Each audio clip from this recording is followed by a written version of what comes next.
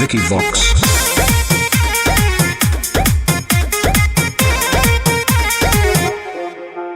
अरे ओठ लाली पॉप गाल से वो भइल बा। अच्छा हमारा पर ढेर लोग के देव भइल बा। अभी चर्चा में बाड़ू। अरे ओठ लाली पॉप गाल से वो भइल बा। हमारा पर ढेर लोग के देव भइल बा। अरे केहू ना छुअला दिल्ली बॉम्बे घुमाइनी झारखंड से।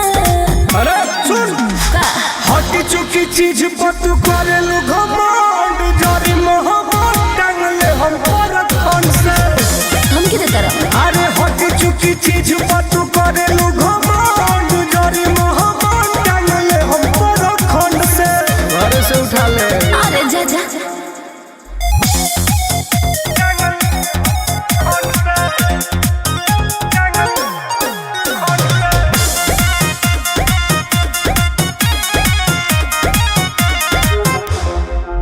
अरे पब्लिक बाबे पगलाइलो ऐसन गन धरवले रोग।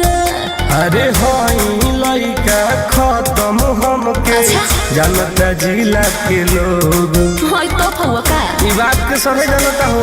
सुनो अरे पब्लिक बाबे पगलाइलो ऐसन गन धरवले रोग। अरे होई लइका खत्म हमके जानता जिला के लोग।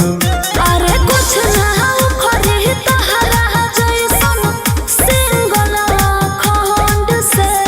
हल्का में मतलब अच्छा। अरे हटी चुकी चीज पर तू करेलू घमंड जरी मोहब्बत टांगले हम परत कौन से।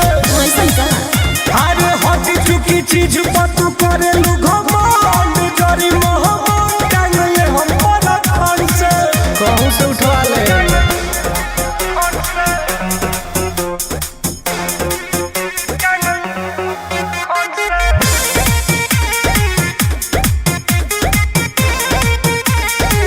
सुना अरे तहरा हले खहलई कोन के आगा पे मुआ दिले।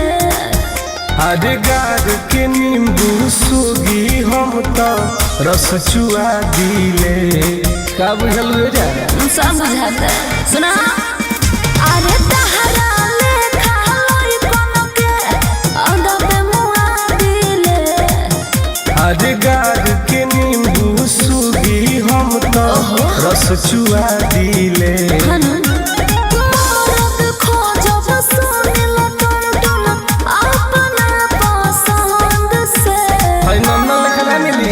अच्छा हटी चुकी चीज पर तू करेलू घमंड जरी मोहब्बत टांगले हम परत कौन से।